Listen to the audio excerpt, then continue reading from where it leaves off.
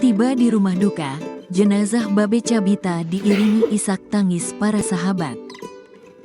Komedian Babe Cabita meninggal dunia pada Selasa, tanggal 9 April tahun 2024. Babe Cabita meninggal dunia setelah mendapatkan perawatan di Rumah Sakit Mayapada, Lebak Bulus, Jakarta Selatan.